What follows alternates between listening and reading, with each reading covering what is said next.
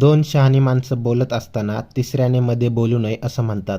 पण प्रत्येक गोष्टीत तोंड घालायची देवेंद्र फडणवीसांना घाण सवय आहे. राहुल गांधींनी निवडणूक आयोगाला प्रश्न विचारले तेव्हा पण फडणवीसांनी मध्ये तोंड घातलेलं. त्यानंतर ठाकरे बंधूंनी मतदानाच्या दिवशी निवडणूक आयोगाला प्रश्न विचारले, तिथं पण फडणवीसांनी मध्येच तोंड घातलं. बोटाने शाई पुसत होते. पण यावेळी पवार कुटुंबात फडणवीसांनी गरज नसताना तोंड घातलं. मग शरद पवारांनी एकाच वाक्यात फडणवीसांची पार आबरू इज्जत अशी काढली की तेव्हापासून फडणवीसांचं तोंड बंद झालं. घरच्यांना सांगितलं तुम्ही बघा, मला बघायचं काही लोकांचं. दोन शहाण्या माणसांच्या मध्ये तिसऱ्यानं पडू नये असं म्हणतात. पण एखाद्या वेडपट अडाणी माणसानं तसं धाडस दाखवलं तर स्वतःच्या हातानं स्वतःचं तोंड फोडून घेणे कशाला म्हणतात, अथवा तोंडावर आपटणे कशाला म्हणतात, किंवा स्वतःच्या हातानं स्वतःच्या तोंडात शेण भरवणे कशाला म्हणतात, याचा प्रत्यक्ष अनुभव हा राज्याचे मुख्यमंत्री देवेंद्र फडणवीसांना नक्कीच आला असेल. म्हणजे पवार कुटुंबामध्ये काय चाललंय त्यामध्ये तोंड घालण्याची खरं तर या फडणवीसांना अजिबात गरजच नव्हती. आणि तसाच अनुभव हा प्रफुल्ल पटेल आणि त्या तटकरेंना सुद्धा आलेला असेल. शरद पवार सांगतायत की माझ्या आणि अजित पवारांच्या बैठका किंवा दोन राष्ट्रवादी गटाचं एकत्रीकरण करण्याच्या संदर्भात आमचं ठरलं होतं, तर त्यामध्ये बोलण्याची गरज या देवेंद्र फडणवीसांना, तटकरेंना, प्रफुल्ल पटेल यांना काहीच नव्हती. देवेंद्र फडणवीसांनी तसं धाडस दाखवलं आणि मग काय झालं, शरद पवारांनी सांगितलं, अरे बाबा तू कोण, तू बैठकामध्ये नव्हता, मग तुला बोलण्याचा अधिकार काय. आणि तेव्हापासून या देवेंद्र फडणवीसांचं तोंड अगदी बंद झालं. म्हणजे पवारांवर बोलण्याचं त्यांनी थांबवून टाकलं. त्यांना कळालं आपण नको त्या ठिकाणी तोंड घातलेलं आहे आणि त्याचा फटका त्यांना बसलेला होता. सुनील तटकरेंना अक्षरशः महाराष्ट्रातल्या लोकांनी फैलावर घेतलंय. म्हणजे शरद पवार सोडा, आणि या प्रफुल्ल पटेल यांना राष्ट्रीय अध्यक्ष होण्याची स्वप्न पडली होती की काय, अशाही बातम्या आल्या होत्या. त्यांची उडालेली तारंबळ सगळ्या महाराष्ट्रानं पाहिली आहे. शरद पवार यांचं तोंड जर खरोखर बंद करायचं असेल, या अशा बैठका झाल्याच नाहीत असं सांगायचं असेल, किंवा लोकांपर्यंत तसं न्यायचं असेल, तर सुनेत्रा पवार असतील, हे पार्थ पवार असतील अथवा जय पवार असतील, या तिघांपैकी एकानं जरी एक शब्द उच्चारला असताना तर शरद पवार यांचं तोंड बंद झालं असतं. ते पुढे बोललेच नसते. म्हणजे बेगाने शादी में अब्दुल्ला दिवाना हे देवेंद्र फडणवीसांचं नेहमी एक उदाहरण असायचं. अगदी ते आता तसेच झालेत, अब्दुल्लाच ठरल्यात. या पवार कुटुंबामध्ये बोलले आणि त्यांनी अक्षरशः स्वतःच तोंडावर पडून गेले ते. पण मग आता जर सुनेत्रा पवार बोलत नसतील, पार्थ पवार बोलत नसतील, जय पवार बोलत नसतील आणि हे पटेल, तटकरे अथवा फडणवीस बोलत असतील, तर शरद पवार यांचं बोलणं थांबणारच नाही.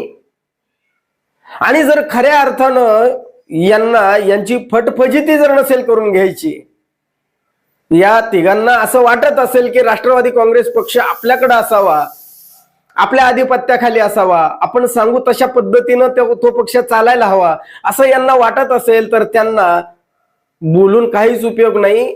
ज्यांनी बोलायला हवं त्यांनी नक्कीच बोलले गेले नाहीत. त्यामुळं शरद पवार यांना उघडं पाडण्याच्या नादामध्ये हे तिघेही उघडे पडले.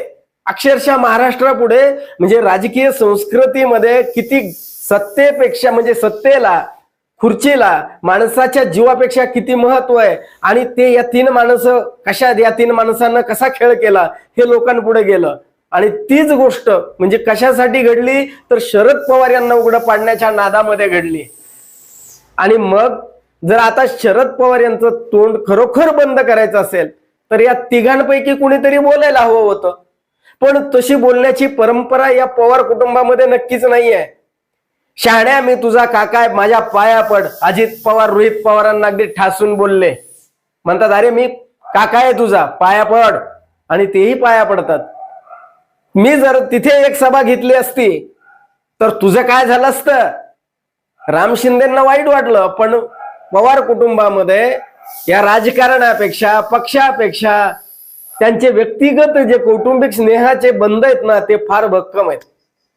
ते कोणतीही किंमत मोजायला तयार होतात. म्हणजे नात्यासाठी ते पक्ष, विचारधारा त्यांचं कोणतंच काहीच असू शकत नाही. अगोदर त्यांचं कुटुंब महत्वाचं, असं अगोदर पहिल्यापासूनचा त्यांचा नियम आहे आणि तो आतापर्यंत पाळलाय.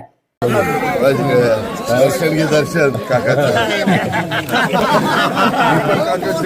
आणलं नाही रे मला, नाहीतरी गाण्या थोडक्यात वाचला.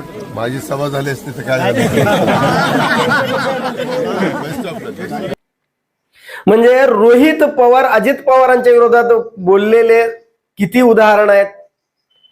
शरद पवारांच्या विरोधामध्ये अजित पवार फार टोकाला जाऊन बोललेत अशी काही उदाहरणं आहेत. सुप्रिया सुळे सुनेत्रा पवारांच्या विरोधात बोलू शकतात?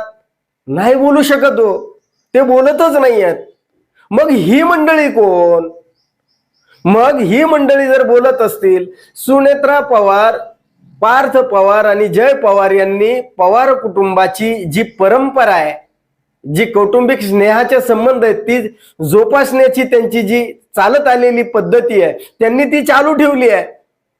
इकडे शरद पवार यांना उघड पाडण्याच्या नादामध्ये यांनी खेळ करून बसले आणि स्वतःच्याच तोंडामध्ये त्यांनी शेण घालून घेतलं. नाचक्की सहन करावी लागली. या महाराष्ट्राच्या जनतेसमोर यांना खलनायक ठरले. म्हणजे एवढा सगळा खेळ, म्हणजे दोन शहाण्या माणसांच्या मध्ये तोंड घातल्यानंतर काय वेळ येते याची प्रचिती या संबंध महाराष्ट्रानं पाहिलीच. पण त्यापेक्षा अनुभव हा देवेंद्र फडणवीस, तटकरे आणि या प्रफुल्ल पटेल यांना आलेला आहे. आणि जर खरोखर यांना असं वाटत असेल की आपल्याला शरद पवार यांना उघडं पाडायचंय, तर पार्थ पवार, जय पवार अथवा सुनेत्रा पवार यांना बोलायला सांगा. मग तुमची राजकारणातली उंची, वय, अनुभव किंवा स्वतःचं शहाणपण नक्कीच कळेल. ते जर बोलले तर शरद पवारच काय, त्यांच्या पक्षातलं कुणीही पुढे येऊन बोलणार नाही याची खात्री आहे. अजिबात घाबरू नका. मी नेहमी महाराष्ट्राला सांगतो, ज्या गावच्या बोरी त्याच गावच्या बाबळी. आम्ही पण काही कच्चे नाहीयेत. एक तर आमच्या वाटेला कोणी जाऊ नका, पण आमच्या कार्यकर्त्यांच्या कोणाच्या वाटेला गेला ना तर मग आम्ही पण त्यांना सोडणार नाही. आम्ही कायदा मोडणार नाही, निवडणूक आचारसंहितेचा भंग करणार नाही.